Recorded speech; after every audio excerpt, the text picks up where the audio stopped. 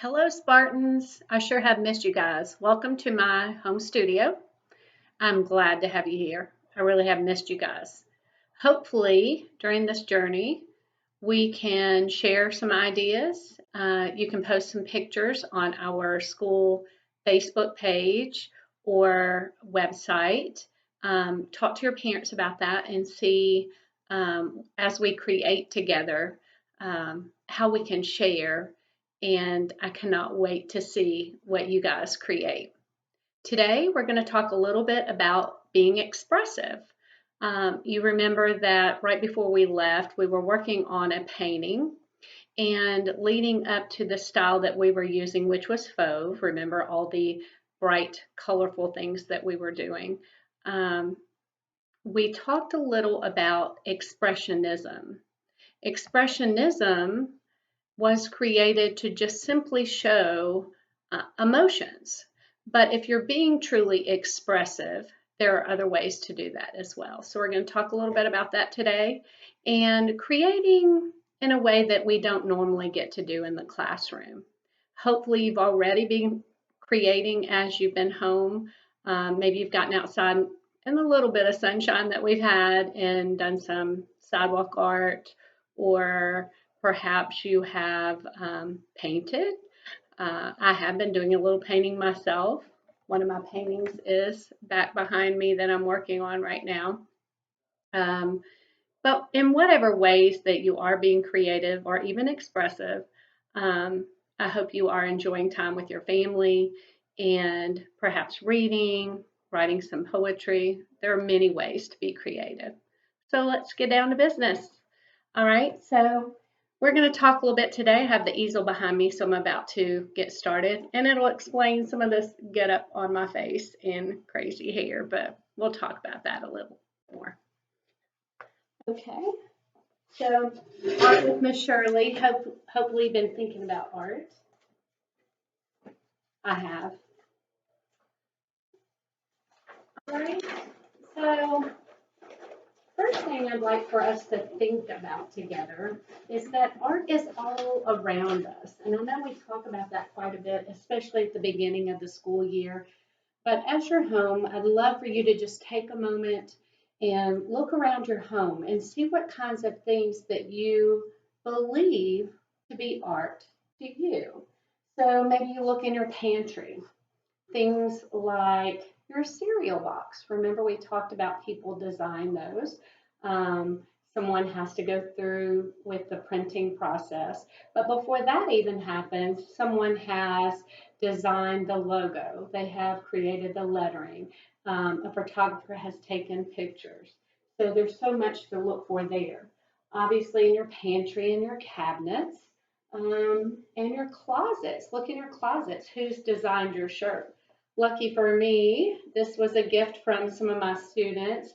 Thank you, Livy. Thank you, Avery. Um, Look on your walls. Obviously, you have some artwork on your walls. It could be a poster, could even be photographs that are taken. Remember, photographers are artists as well. Then, obviously, on you, your shoes, or your socks, or your clothing.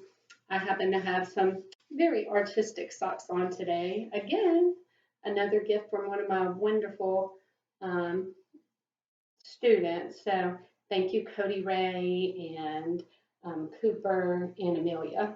And then these are my crazy shoes that I drew on. So I actually created I'll take them off for a minute so you can see. Remember when we did Zentangles? They're kind of like the Zentangle thing. All right, so let's move on. If you've looked around and you've seen some things, maybe even jewelry, things like that, that you've seen some things that people have created and you realize it took some effort. Furniture, all of these things have to be designed by someone. So when you're looking in that, think about being expressive. You would change the design of something because your personality is different than your parents or your siblings. So think about what is unique or what you like. Let's talk about that a minute. Being expressive means you're using your feelings, You're thinking about the mood, or maybe just your uniqueness, your individuality.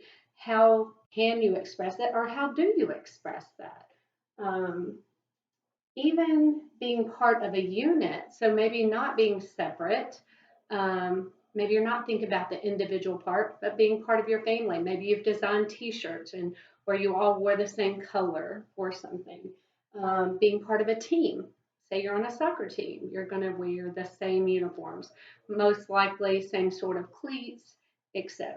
You understand what I'm talking about. So when we move on to clothing, all of us we wear clothes every day. So when you're thinking about your clothing choices, lots of things influence that. Um, First of all, think about your favorite clothing. If you're getting dressed for the day, what would you choose? Some people would love to stay in their comfy PJs, fuzzy slippers, whatever, because they are kind of cozy.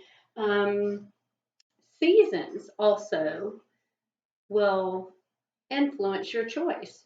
If it's warm outside, you're not going to want to wear your mittens or your big heavy coat, or your fuzzy sweater, maybe. Um, so, depending on what your weather or the season is like, that's going to influence what your choices might be as well. When you're staying indoors, sometimes that doesn't matter. We get to be silly or crazy. Perhaps your parents let you wear whatever you like or mismatch things on purpose. Um, so, other things that might influence your clothing choices would be activities.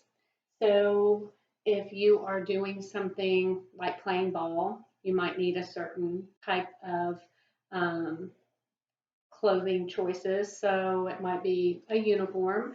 It could be something comfortable and stretchy because you are going to be working out or running, or maybe you're tumbling, maybe you're a gymnast. So, things like that are going to influence that. Other things that you might not think about, but uniforms. So your sports teams have uniforms, but so do certain careers. A nurse or a doctor, someone that works in a hospital, might wear a lab coat, or they may wear scrubs, certain kinds of comfy shoes, that kind of thing. Think of a fireman. What would a fireman wear? Think about that a second. Well, they need to protect themselves, so they have a helmet. They may have a special coat that blocks the heat. They wear special boots, don't they? And gloves. So they are covering themselves, maybe even a face shield, something like that. Different people use different kinds of clothing um, to not only express themselves, but to protect themselves or to be useful.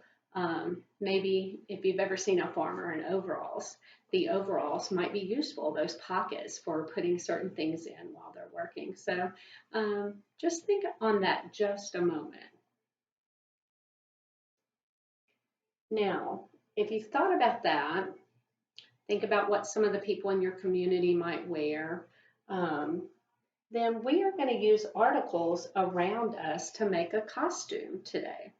Now, of course, with your parents' permission, talk to them and start looking around in some drawers, in some closets, in maybe your chest of drawers, and see what kinds of things can you use to make a creative costume today. Makeup, other kinds of paint and things that you can do, some silly things on your face, or always kind of crazy hair. We know what to do with that.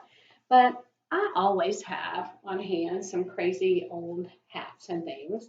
So as you're thinking about what you can do with that, you also might look in, if you have craft closets, like have things in my craft closet, I could make a little tail, or I could put a furry trim around a hat, make a necklace out of it maybe.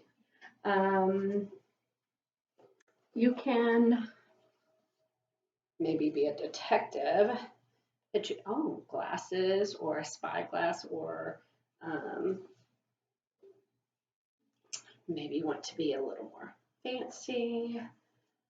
Adding crazy things together actually is a lot more fun.